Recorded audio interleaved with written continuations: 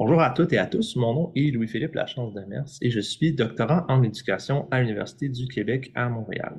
C'est avec grand plaisir que je vous présente aujourd'hui la recherche inclusive comme dispositif de transfert de connaissances. C'est un projet qui a été réalisé dans le cadre d'un stage de recherche avec la chaire Autodétermination et handicap de l'Université du Québec à Trois-Rivières sous la supervision de M. Martin Cahouette.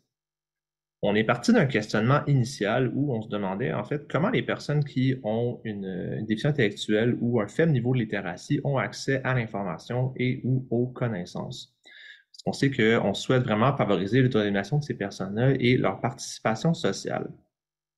Rapidement, on est venu à identifier que malgré le fait que ce soit un droit qui leur est reconnu, justement, d'avoir accès à l'éducation puis aux connaissances tout au long de leur vie, leurs occasions d'avoir accès à l'éducation postsecondaire demeurent malgré tout limitées une fois leur scolarisation obligatoire terminée. On constate aussi qu'il y a plusieurs préjugés négatifs par rapport à ces personnes-là, notamment sur leur capacité d'apprentissage, leur capacité de théorisation, puis aussi le choix des apprentissages qu'elles souhaitent effectuer.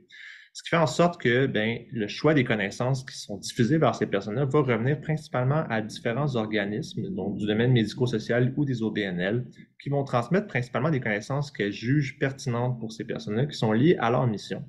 Donc, il y a selon nous quand même un enjeu d'autodétermination dans le processus de transfert de connaissances vers les personnes qui ont une déficience intellectuelle, puisque, en fait, on choisit pour ces personnes-là, ultimement, qu'est-ce qui leur est transféré, qu'est-ce qui aussi leur est donné comme information, comment on leur fournit cette information-là aussi.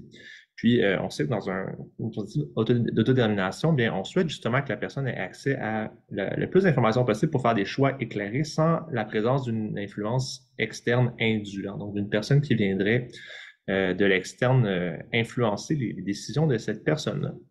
Donc, au travers des recherches, on est tombé sur le champ de la recherche inclusive qui va venir vraiment souhaiter la participation de ces personnes-là dans un rôle autre que simple participant. Donc, on va venir chercher à les impliquer à l'ensemble des étapes du processus. Puis, ce qui nous a amené à formuler une question générale de recherche qui était quelle composante de la recherche inclusive pourrait favoriser le transfert de connaissances vers les personnes qui ont une déficience intellectuelle.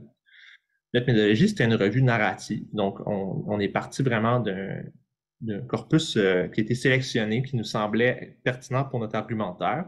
On l'a analysé par questionnement analytique. Donc, on est parti de cette question générale de recherche-là et on a continué à lire les textes en se posant des questions, tout en faisant une analyse thématique en parallèle afin de venir un peu comme structurer nos résultats. Et ça nous mène justement à ces résultats-là. Donc, il y a trois grands thèmes qui sont ressortis de notre recension. D'un côté, il y a premièrement des connaissances qui sont co-construites, qui sont à la fois accessibles et utiles. Ensuite, une diversité de rôles au cœur d'un processus commun, la collaboration, la confiance et le soutien au cœur des relations. Ces éléments-là ont été organisés sous la forme d'une figure. Donc, où on voit en haut justement le transfert vers les personnes qui sont concernées comme étant l'objectif final.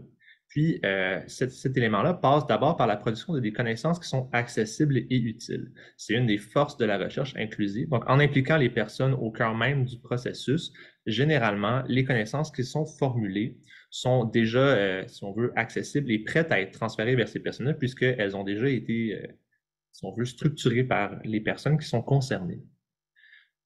Au cœur du processus de la recherche inclusive, il y a aussi le phénomène qu'on va voir à la fois des visées distinctes et des visées communes. Donc, les équipes de recherche ont des visées qui leur sont propres, tout comme les personnes qui participent à ces recherches-là, qui s'impliquent, mais elles ont aussi des visées communes. Et cette visée commune-là, justement, c'est de venir co-construire ces connaissances-là, de produire des connaissances qui sont utiles pour la recherche, mais aussi pour les personnes.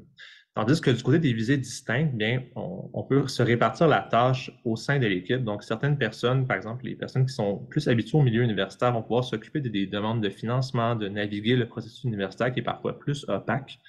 L'importance vraiment de ce phénomène-là, c'est que l'ensemble de ces rôles-là sont valorisés et tenus à valeur égale. Donc, ce n'est pas nécessairement de manière quantitative que tout le monde doit faire la même chose au cœur du processus, mais bien que tout le monde s'implique de manière qualitative à même égard dans le processus.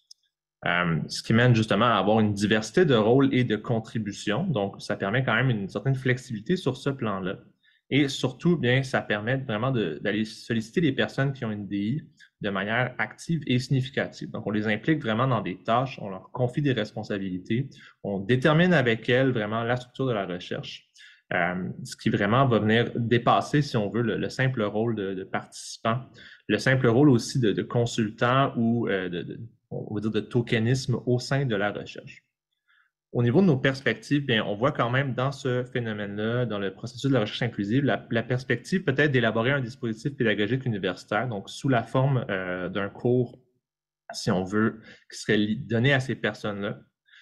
C'est certain aussi qu'on peut aller chercher une certaine prise de pouvoir des personnes qui sont concernées en leur permettant vraiment de s'impliquer dans le processus de transfert des connaissances.